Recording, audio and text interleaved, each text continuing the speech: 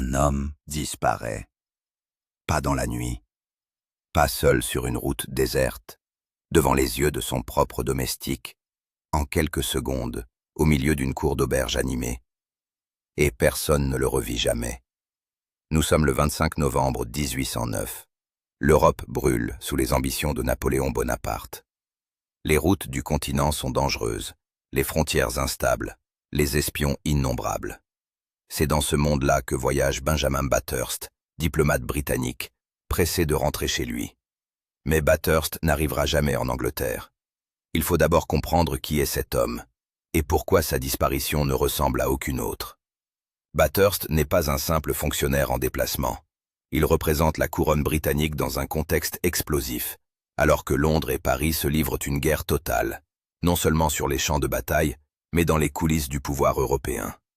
Un homme dans sa position est une cible. Il le sait, peut-être mieux que quiconque. Ce soir-là, il fait halte à Perleberg, une petite ville du royaume de Prusse. L'auberge est ordinaire, bruyante, chargée de l'odeur de la fumée et du foie mouillé. Bathurst et son domestique s'arrêtent le temps de préparer les chevaux pour repartir. Rien d'inhabituel en apparence. Une étape parmi d'autres sur une longue route. Alors Bathurst sort dans la cour. C'est là que le récit bute sur son propre vide. Selon la version qui s'est transmise jusqu'à nous, une version largement construite sur des sources tardives et rapportées, Bathurst se dirige vers ses chevaux, son domestique à quelques pas, d'autres personnes dans les environs immédiats. Et puis, plus rien. Il ne revient pas. On le cherche dans l'auberge, dans la rue, dans les bâtiments alentours. Aucun témoin ne l'a vu partir, tomber, monter dans une voiture, ni suivre qui que ce soit. Il s'est simplement évanoui, comme si le monde l'avait absorbé sans laisser la moindre trace. Il faut s'arrêter un instant sur ce détail, parce qu'il est au cœur de toute la fascination autour de cette affaire. Une disparition en présence de témoins, sans corps, sans bruit, sans trace matérielle. C'est presque impossible. Et pourtant, c'est précisément ce que raconte la version la plus répandue de cette histoire. Une version qui, il faut le dire honnêtement, repose largement sur des témoignages recueillis bien après les faits, retranscrits et peut-être embellis au fil des décennies. Certains historiens s'en méfient. Ils soulignent que la disparition instantanée et spectaculaire devant témoins est peut-être davantage une construction narrative qu'un fait brut et vérifiable. Que le récit s'est enrichi, amplifié, dramatisé à mesure qu'il circulait.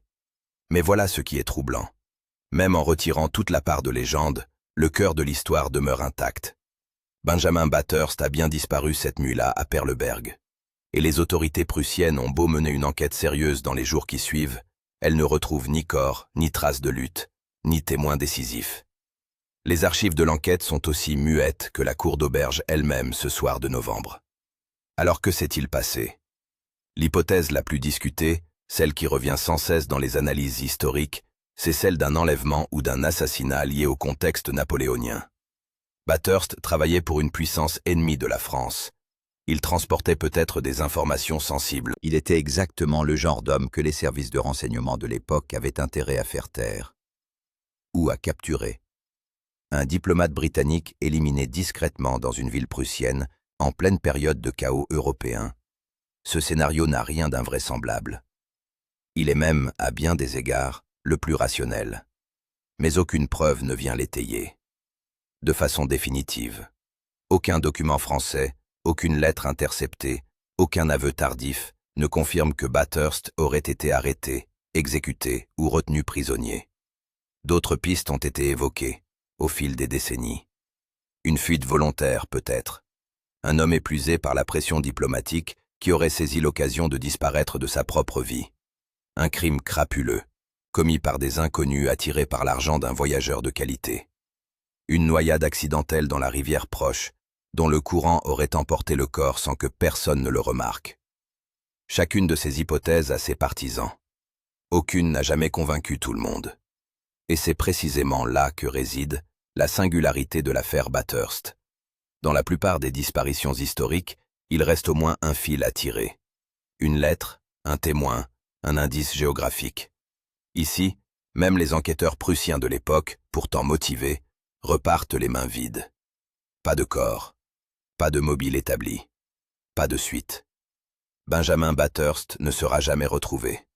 Son nom finira par entrer dans une catégorie étrange et inconfortable, celle des mystères historiques que le temps n'a pas résolus, mais amplifiés. Chaque génération y projette ses propres angoisses, ses propres théories, ses propres façons de comprendre ce que signifie disparaître sans explication. Au XXe siècle, l'écrivain britannique Ambrose Bierce, lui-même disparu mystérieusement, avait évoqué le cas Bathurst dans ses réflexions sur les disparitions inexpliquées, contribuant à ancrer l'affaire dans une mythologie de l'inexplicable, qui dépasse largement le simple fait divers historique. Parce que l'incertitude, elle, ne se comble jamais vraiment. Perleberg existe toujours.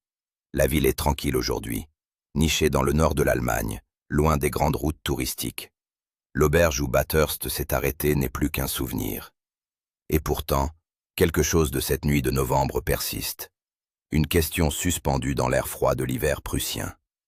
Un homme a marché vers ses chevaux. Peut-être y a-t-il une explication simple, rationnelle, que les archives n'ont jamais livrée. Peut-être que la vérité dort quelque part dans un dossier oublié, dans une cave, dans un registre que personne n'a pensé à ouvrir. Ou peut-être que Benjamin Bathurst est simplement l'un de ces êtres que l'histoire a choisi de garder pour elle, sans justification, sans pitié, sans réponse.